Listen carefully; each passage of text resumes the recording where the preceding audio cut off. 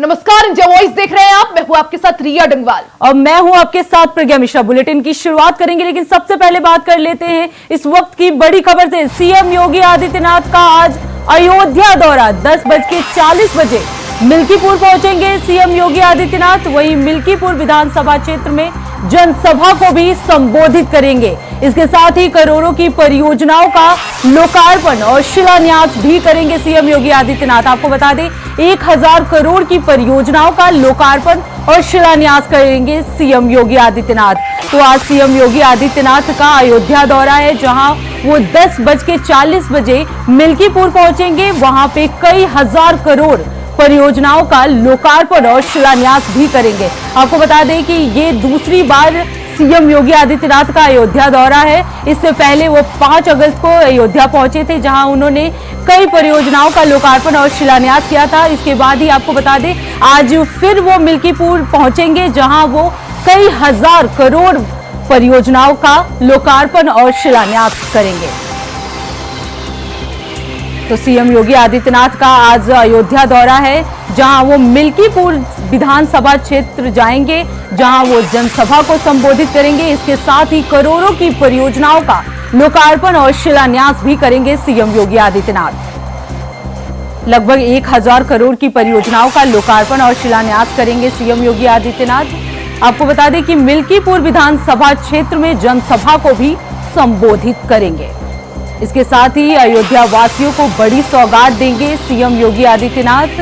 1000 करोड़ परियोजनाओं का लोकार्पण और शिलान्यास करेंगे। तो सीएम योगी आदित्यनाथ का आज अयोध्या दौरा है, जहां वो मिल्कीपुर विधानसभा क्षेत्र पहुंचेंगे। वहां जनसभा को संबोधित करेंगे। करोड़ों की परियोजनाओं का लोकार्पण और शिलान्यास भी करेंगे सीएम योगी आदित्यनाथ। तो अयोध्या वासियों के लिए बड़ी सौगात हो सकती है। सीएम योगी आदित्यनाथ आज वहां पहुंचने वाले हैं, जहां वो करोड़ों की परियोजनाओं का लोकार्पण और शिलान्यास करेंगे। इसके साथ ही इन परियोजनाओं में नमामि गंगे भी शामिल है। इसके साथ ही कई और परियोजनाएं भी हैं, जिसका लोकार्पण करेंगे सीएम योगी आदित्यनाथ।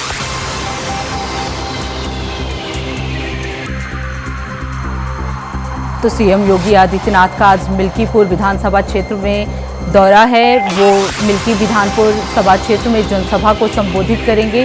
10:40 बजे वो मिल्कीपुर पहुंचेंगे। इसके साथ ही वहां कई परियोजनाओं का लोकार्पण और शिलान्यास भी करेंगे सीएम योगी आदित्यनाथ।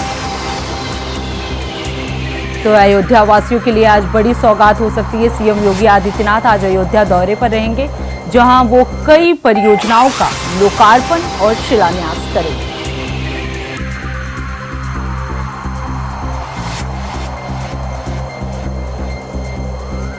10:40 बजे मिल्कीपुर पहुंचेंगे सीएम योगी आदित्यनाथ। आपको बता दें कि लोकसभा चुनाव में अच्छी प्रदर्शन न करने की वजह से सीएम योगी आदित्यनाथ लगातार मिल्कीपुर सीट को लेकर काफी तैयारियों में जुटे हुए हैं। वो लगातार दूसरी बार अयोध्या दौरा कर रहे हैं, जिसमें वो कई हजार करोड़ परियोजनाओं का लोकार्पण और शिलान्यास भी करेंगे। वहीं इस खबर पे ज्यादा जानकारी देने के लिए हमारे साथ विनय मिश्रा जुड़ चुके हैं अयोध्या से। विनय, क्या कुछ जानकारी? आज सीएम योगी आदित्यनाथ का अयोध्या दौरा है, तो किस तरह का तैयारी है वहां पे? क्या कुछ सुरक्षा व्यवस्था है? ये दूसरा दौरा है और मिल्कीपुर में उपचुनाव होने वाला है। उसी के मद्देनजर जो है आज सीएम योगी जो है 10:40 पे मिल्कीपुर के जो है विद्या मंदिर इंटर कॉलेज पहुंचेंगे और वहाँ पे लगभग 2 घंटे के करीब रहेंगे। उसके बाद वहाँ से वो निकल जाएंगे और यहाँ पे जो ये रैली की गई है वो पूरी तरीके से ऐतिहासिक रैली यहाँ पे होगी, क्योंकि यहाँ पे जो तरीके से प्रत्याशियों का चयन होना है उनके द्वारा भी भीड़ यहाँ पे जुटाई गई है। और यहाँ पे 1000 करोड़ रुपए की सौगात जो है जनपद के सभी विधानसभाओं को जो है विकास की परियोजनाओं का लोकार्पण व शिलान्यास का यहाँ पे कार्यक्रम करेंगे। और ये माना जा रहा है कि जो ये मिल्कीपुर उपचुनाव होने वाला है वो इसकी पूरी कमान सीएम योगी ने संभाल रखी है। अब ये देखने वाला होगा प्रत्याशी को चयन को लेकर के कब ये सीएम योगी घोषणा करते हैं। जो है उपचुनाव को लेकर हलचल जो है पूरी तरह से तेज है। ये दूसरी बार है जब मुख्यमंत्री योगी आदित्यनाथ अयोध्या पहुंच रहे हैं। इससे पहले रोजगार मेले का उन्होंने शुभारंभ करा था। आज बड़ी सौगातें देने वाले हैं, 1000 करोड़ की परियोजनाओं का लोकार्पण और शिलान्यास। तो उपचुनाव के लिहाज से और मिल्कीपुर की जनता को साधने के लिहाज से ये दौरा कितना महत्वपूर्ण? जी बिल्कुल, यहाँ पे सीएम योगी का जो दौरा हो काफी महत्वपूर्ण माना जा रहा है, क्योंकि इतने 3 महीने में जो है तीसरा इनका दौरा माना जा रहा है। तो इस तरीके से जो वहाँ की जनता है उनको यहाँ पे सौगात देने का काम कर रहे हैं। तो तमाम विकास की परियोजनाएं हैं जिन पे उनको पूरी तरीके से अमल किया जाएगा, क्योंकि जो जनता है उनको पूरी तरीके से यहाँ पे साधने का काम करेगी। क्योंकि अभी हाल ही में जो है फैजाबाद की जो संसदीय सीट थी उसको बीजेपी हार चुकी है और इस सीट को जो है पूरी तरीके से जीतना चाहती है, क्योंकि इसका असर जो है आने वाले 2027 में साफ तौर पे देखा जा सकता है। और जो उत्तर प्रदेश में 10 सीटों पे जो चुनाव होगा उसमें सबसे ज्यादा महत्वपूर्ण जो है अयोध्या की मिल्कीपुर विधानसभा सीट होगी। बिल्कुल विनय, क्योंकि अगर बात करें अयोध्या, जिस तरह से राम मंदिर के उसके बाद भी जब राम मंदिर बन गया उसके बाद भी काफी ज्यादा यहां पर हार का सामना बीजेपी को करना पड़ा, लेकिन उसके बाद अब मिल्कीपुर सीट पर सभी की निगाहें हैं। बीजेपी हो, समाजवादी पार्टी हो, बसपा हो। जिस तरह से समाजवादी पार्टी संकेत दे चुकी है कि अवधेश प्रसाद के बेटे को यहां से चुनाव लड़ाया जा सकता है, वहीं बसपा अपने कैंडिडेट का ऐलान कर चुकी है, लेकिन बीजेपी ने अब तक अपने पत्ते नहीं खोले हैं। क्या माना जाए, जिस तरह से अवधेश प्रसाद का बयान भी सामने आया सीएम योगी के आज के दौरे को लेकर, उन्होंने साफ कहा कि बीजेपी यहां से नहीं जीतेगी। साथ ही उन्होंने तंज भी कसते हुए कहा कि योगी जितने बार अयोध्या आएंगे उतना ज्यादा बीजेपी को हार का सामना करना पड़ेगा। जी बिल्कुल, यहाँ पे जो जिस तरीके से सीएम योगी जो बराबर आ रहे हैं और प्रत्याशियों को चयन करने में देरी कर रहे हैं, उसके पीछे वजह ये है कि क्योंकि प्रत्याशियों को जो चयन है वो काफी सोच समझ के करना है, क्योंकि आने वाले दिनों में जो है चुनाव की जब घोषणा होगी तो प्रत्याशी ऐसा होना चाहिए जो जनता के बीच में जो है पूरी तरीके से जो है रहा हो और जमीनी स्तर पर उसकी पहचान अपनी अलग हो। तो इस तरीके से चयन में देरी हो रही है। वहीं सपा ने अपने पत्ते जरूर खोल दिए हैं, लेकिन आधिकारिक तौर पर भी अभी जो है जो सपा सांसद उनके बेटे अजीत का भी नाम अभी घोषित नहीं किया है, लेकिन बसपा ने अपने प्रत्याशी जो है घोषित कर दिया है। तो इस तरीके से जो है प्रत्याशी को चयन को लेकर के देरी किया जा रहा है, लेकिन आने वाले दिनों में जल्द ही बीजेपी भी यहाँ पे घोषणा करेगी। बिल्कुल विनय, मिल्कीपुर विधानसभा क्षेत्र को जनसभा को संबोधित करेंगे सीएम योगी आदित्यनाथ। अब देखना यह होगा कि आखिर उपचुनाव में क्या रंग लाती है बीजेपी। बहुत बहुत धन्यवाद विनय इस खबर पे ज्यादा जानकारी देने के लिए। वहीं अब बात कर लेते हैं प्रधानमंत्री नरेंद्र मोदी के जम्मू कश्मीर के दौरे की। पीएम मोदी का जम्मू कश्मीर दौरा है। आज पीएम मोदी जम्मू कश्मीर में मेगा रैली करेंगे। जी हां, श्रीनगर में चुनावी रैली को संबोधित भी करेंगे। साथ ही रैली से पहले श्रीनगर में पीएम मोदी के दौरे को लेकर सुरक्षा व्यवस्था के कड़े इंतजाम कर दिए गए हैं। तो ये बड़ी खबर आपको बता दें, प्रधानमंत्री नरेंद्र मोदी का जम्मू कश्मीर दौरा। आज पीएम नरेंद्र मोदी जम्मू कश्मीर के महासमर में पहुंचेंगे और मेगा रैली भी करेंगे। साथ ही श्रीनगर में चुनावी रैली को संबोधित भी करेंगे। आपको बता दें कि बीते 6 दिनों में पीएम मोदी का ये दूसरा जम्मू कश्मीर दौरा है। इससे पहले वो डोडा पहुंचे थे और अब आज श्रीनगर में उनकी मौजूदगी। श्रीनगर में चुनावी जनसभा को संबोधित करेंगे, मेगा प्रचार प्रसार करेंगे, बीजेपी के पक्ष में वोट बटोरेंगे। आपको बता दें इससे पहले हालांकि बीते दिन ही जम्मू कश्मीर में पहले फेज यानी पहले चरण का चुनाव संपन्न हुआ है। अब दूसरे चरण के चुनाव की बात करें तो दूसरे चरण के लिए वोटिंग 25 सितंबर को है। उसके बाद आखिरी और अंतिम चरण 1 अक्टूबर, जिसके बाद 8 अक्टूबर को परिणाम सामने आएंगे। ज्यादा जानकारी के लिए सीधा रुख कर लेते हैं संवाददाता शुभम बोगल का। शुभम, बीते 6 दिनों में प्रधानमंत्री नरेंद्र मोदी का यह दूसरा जम्मू कश्मीर दौरा, आज श्रीनगर में उनकी रैली, किस तरह से सुरक्षा व्यवस्था के इंतजाम, पीएम मोदी के आगमन को लेकर किस तरह से तैयारियां?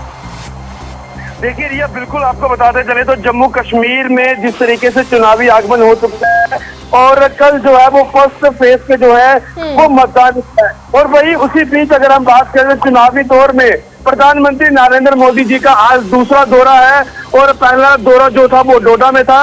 और फिलहाल प्रधानमंत्री नरेंद्र मोदी जी के आगमन पर कि वो कश्मीर आ रहे हैं, वहां पर कड़ी सुरक्षा के प्रबंध जो है वो किए गए हैं और लगातार लोग भी इंतजार कर रहे हैं कि प्रधानमंत्री नरेंद्र मोदी जी जो है वो आज एक मेगा रैली को संबोधित करेंगे। और आज कहीं ना कहीं देखना ये भी दिलचस्प होगा कि क्या कुछ खास कश्मीर के लोगों के लिए जो है वो प्रधानमंत्री नरेंद्र मोदी जी वहां से घोषणाएं करेंगे और क्या प्रधानमंत्री नरेंद्र मोदी जी आज अपने ब्रह्मास्त्र का इस्तेमाल करेंगे जिससे वो कश्मीर से वोट भी तोड़ सकेंगे। जी रिया। बिल्कुल शुभम, इससे पहले जो कल जो फर्स्ट फेज का चुनाव हुआ था उसमें जो किश्तवाड़ सीट थी उस पे काफी अच्छा प्रदर्शन देखने को मिला था, क्योंकि वहां से जो शगुन परिहार थी उन्होंने जीत, मतलब वो कैंडिडेट थी और वो बीजेपी की कैंडिडेट है। तो जिस तरह से शुभम वहां पे कैंडिडेट ने अच्छा प्रदर्शन किया है, उस हिसाब से बीजेपी में कितना मतलब खुशहाली देखने को मिल सकती है? देखिए, जिस तरीके से भारतीय जनता पार्टी बार बार कहती है कि कश्मीर बदल रहा है, कश्मीर बदल रहा है, और वही लोग कल अपने घरों से बाहर निकले, लोगों ने जो है वो जिस तरीके से कल भी हमने आपको ग्राउंड जीरो से रिपोर्ट दिखाई कि किस तरीके से 7 बजे से ही लोग जो है वो अपने घरों से निकलना शुरू हो गए और लोगों ने मतदान किया और लोगों में उत्साह जरूर है। और एक तरफ आज प्रधानमंत्री नरेंद्र मोदी जी आ रहे हैं, इसमें भी काफी ज्यादा लोगों में। शुभम, जनता को साधने के लिए जिस तरह से पीएम मोदी का आज जम्मू कश्मीर का दौरा, और जम्मू कश्मीर में भी एक जगह श्रीनगर में उनकी रैली, उसके बाद रियासी में, सबसे पहले आपसे ये जानना चाहेंगे कि जिस तरह से जनता को साधने की यहां पर बीजेपी कोशिश कर रही है, वहीं दूसरी तरफ पीडीपी और तीसरी तरफ नेशनल कॉन्फ्रेंस और कांग्रेस का गठबंधन। इससे पहले जब डोडा पहुंचे थे प्रधानमंत्री नरेंद्र मोदी, उन्होंने इन तमाम विपक्षी पार्टियों पर निशाना साधते हुए कहा था कि एक तरफ जम्मू कश्मीर के नौजवान हैं और दूसरी तरफ परिवारवाद। तीनों पार्टियां, चाहे पीडीपी हो, चाहे नेशनल कॉन्फ्रेंस हो या कांग्रेस हो, तीनों ही पार्टियों पर निशाना साधते हुए परिवारवाद का आरोप लगाया था। अब जब आज का ये दौरा, अब किस किस मुद्दे को उठा सकते हैं? देखिए, बिल्कुल जिस तरीके से प्रधानमंत्री नरेंद्र मोदी जी और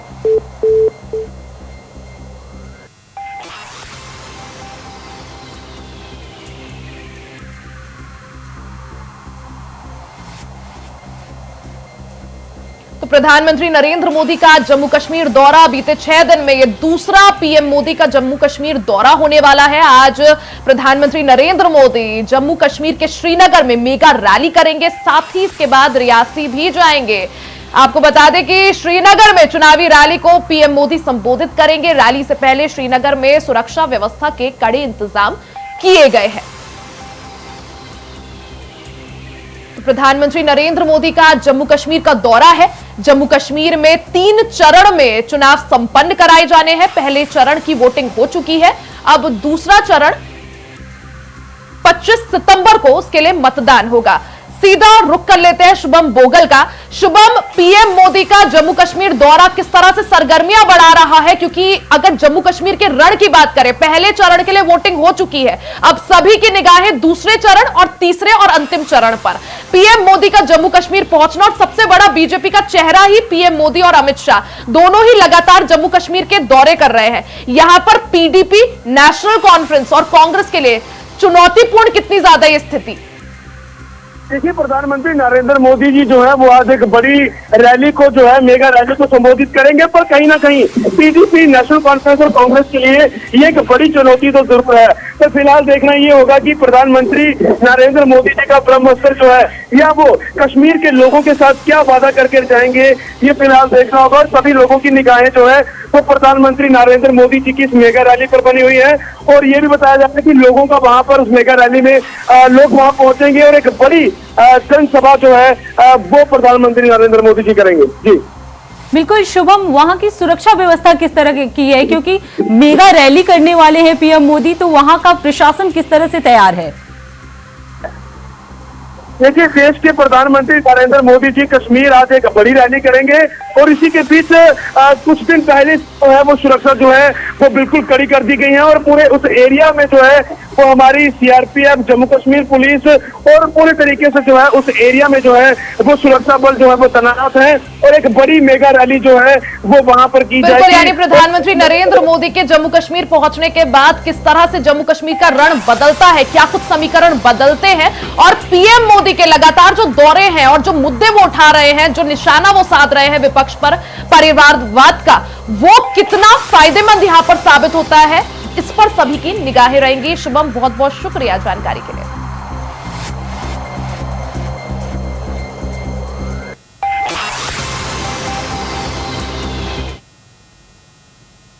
अब बात कर लेते हैं अगली खबर की, जो सीधे लखनऊ से आ रही है। आपको बता दें, बीएसपी अध्यक्ष मायावती ने बड़ी बैठक बुलाई है। बीएसपी पदाधिकारियों, जिला अध्यक्षों को संबोधित करेंगी मायावती। इसके साथ ही पिछली बैठक में दिए गए निर्देशों की समीक्षा भी करेंगी। इसके साथ ही जनाधार बढ़ाने के लिए दिए गए कार्यों की समीक्षा करेंगी मायावती। आपको बता दें, यूपी विधानसभा उपचुनाव की तैयारियों पर भी चर्चा होगी। उपचुनाव की 10 सीटों पर जो रणनीति है वो बनाई जाएगी। इसके साथ ही संगठनात्मक गतिविधियों का मायावती भी फीडबैक लेंगी। तो ये बड़ी जानकारी, बड़ी अपडेट आपको बता दें कि मायावती बड़ी बैठक बुलाने वाली है। इसके साथ ही बीएसपी पदाधिकारियों, जिला अध्यक्षों को भी संबोधित करेंगी। आपको बता दें कि पिछले बैठक में दिए गए निर्देशों की समीक्षा भी करेंगी मायावती।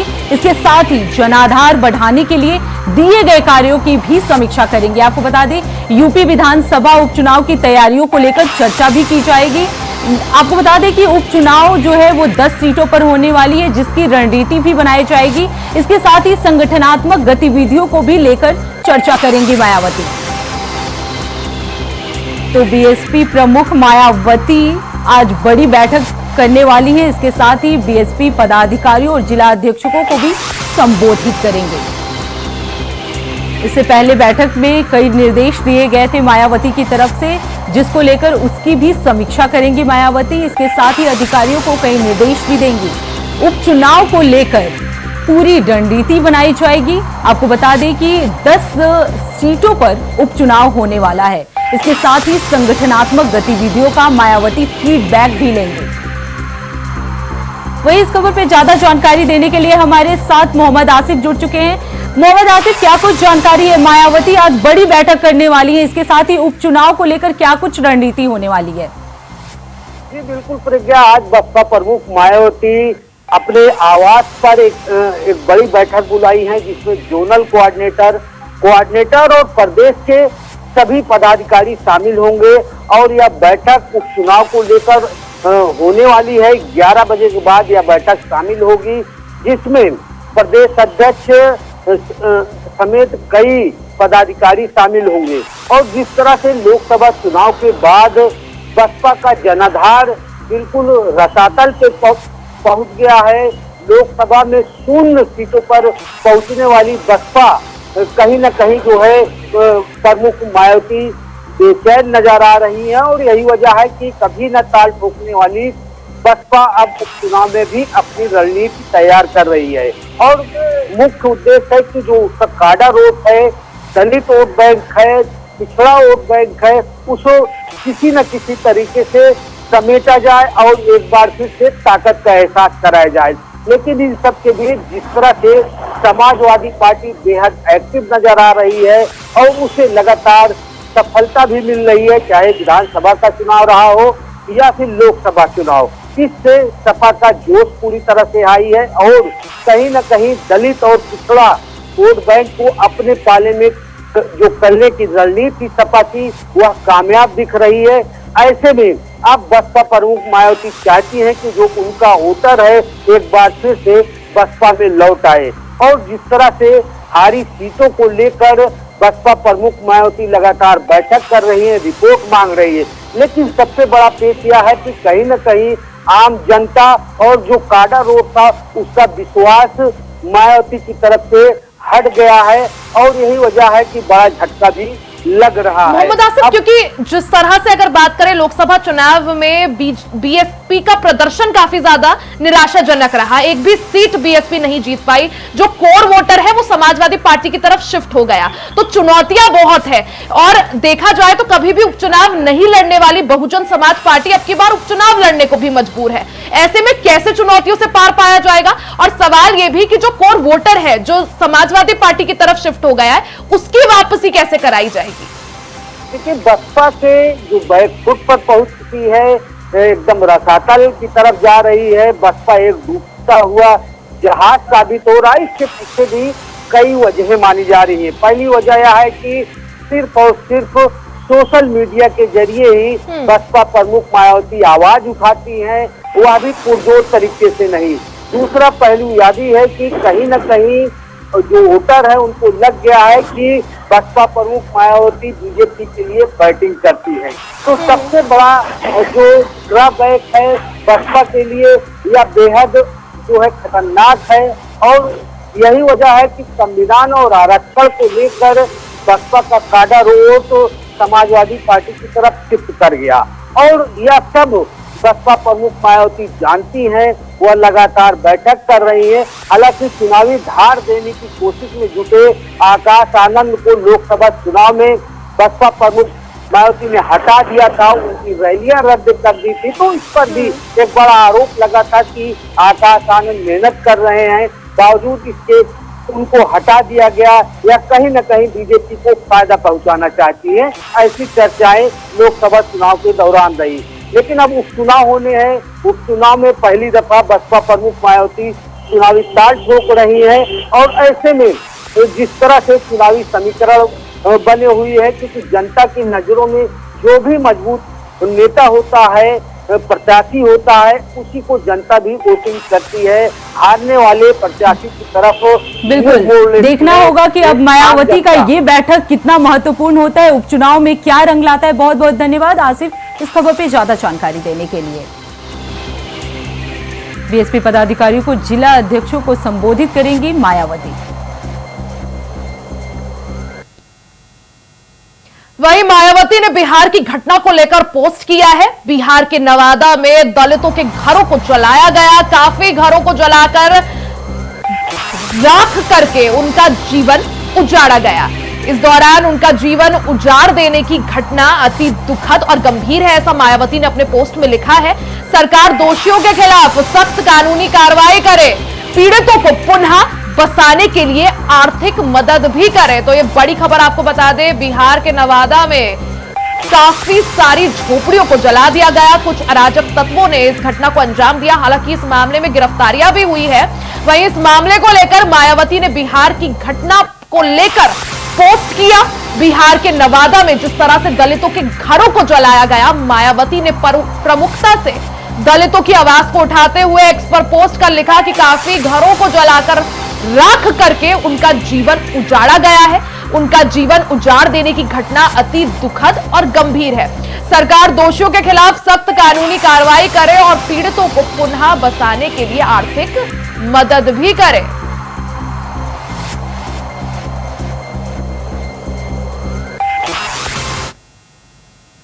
अब बात कर लेते हैं अगली खबर की। दिल्ली में 21 सितंबर को होगा शपथ ग्रहण। आपको बता दें 21 सितंबर को सीएम पद की शपथ लेंगे आतिशी।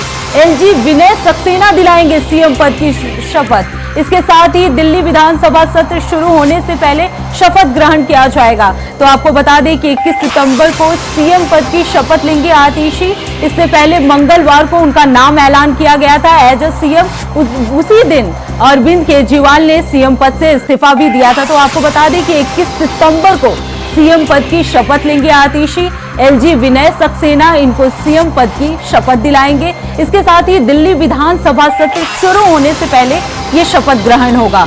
तो आतिशी 21 सितंबर को शपथ ग्रहण करेंगी। एलजी विनय सक्सेना उनको सीएम पद की शपथ दिलाएंगे। आपको बता दें कि विधानसभा सत्र शुरू होने से पहले ये शपथ ग्रहण होगा। वही खबरों में आगे बढ़ते बात संभल की कर लेते हैं, जहां माता के मंदिर में पुजारी को शराब पीने का विरोध करना पड़ा भारी। बता दें कि शराब पीने का विरोध करने पर दबंगों ने पुजारी को बेरहमी से पीट दिया। पुजारी को अधमरा छोड़कर दबंग मौके से फरार हो गए, जिसके बाद मौके पर पहुंचे लोगों ने पुजारी को सरकारी अस्पताल में भर्ती कराया। वहीं पुजारी की तहरीर पर पुलिस ने एक नामजद और एक अज्ञात के खिलाफ एफआईआर दर्ज कर ली है।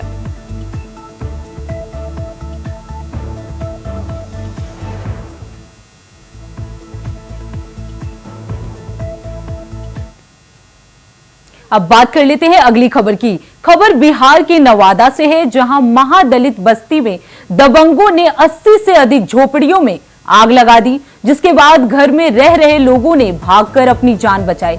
आग की चपेट में कई मवेशियों के भी जलकर मरने की सूचना सामने आ रही है। वहीं घटना की सूचना मिलने के बाद पुलिस बल मौके पर पहुंचा और वहीं आग पर काबू पाने की दमकल की गाड़ियां भी पहुंची और आग को नियंत्रण करने में जुट गई। इस घटना के बाद बड़ी संख्या में पुलिस मौके पर पहुंचकर कैंप भी कर रही है। हो जाएगा बस ये कैंप करने के लिए।